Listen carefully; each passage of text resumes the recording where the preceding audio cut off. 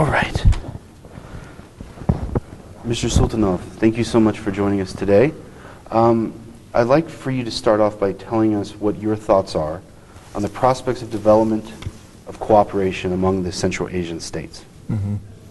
Well, I think I'm more of the optimistic side in regards to cooperation in Central Asia.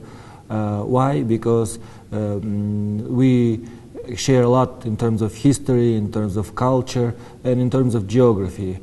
All Central Asian countries are landlocked, so in order to actively participate in terms of trade, economics, politics, we have to cooperate, first of all, and find common language between our neighboring countries.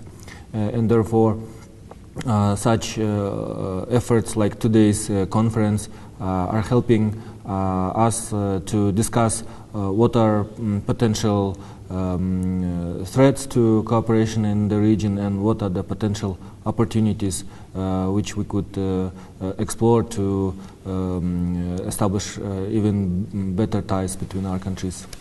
You mentioned impediments or obstacles and opportunities for cooperation. And if to put you on the spot, so to speak, what is, in your eyes, the greatest opportunity for cooperation right now, as you see it, and the greatest obstacle inhibiting cooperation right now?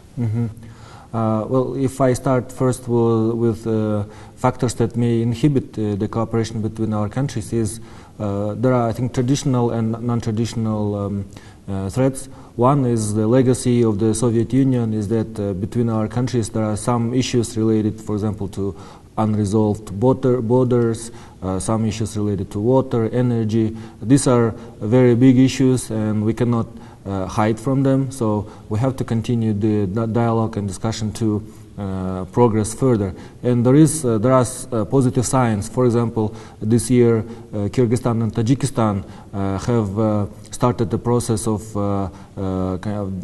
demarking the borders, and hopefully with other neighbors too there will be progress.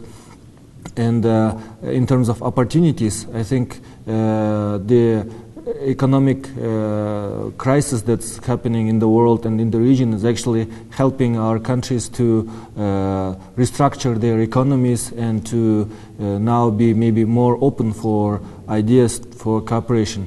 And there are different concepts, different integration processes going on.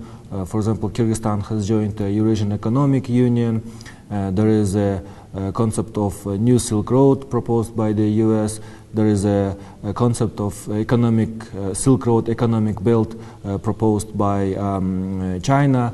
There are potential projects such as CASA 1000, electricity export project to South Asia from Central Asia, and other such projects that are bringing our countries together for, I think, common prosperity. What would you say?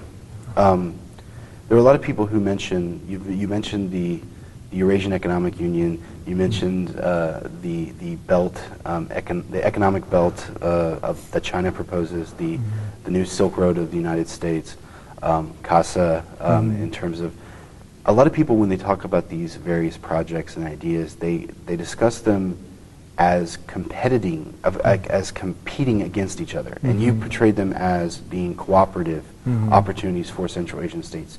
Can you go into more detail why you see these various projects as all being possible areas of cooperation versus external powers competing for influence in the region?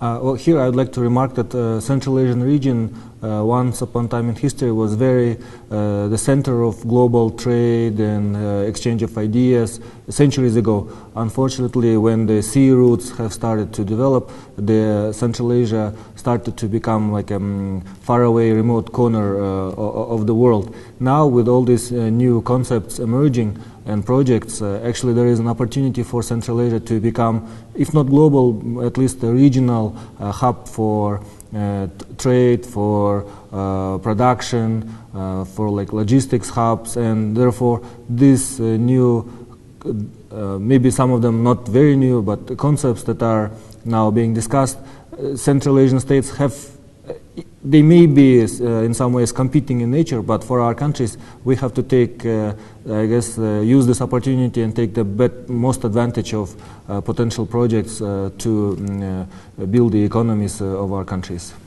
Excellent. Well, thank you so much for joining us today, and again, I thank you for your comments. Thank you very much. It was a pleasure.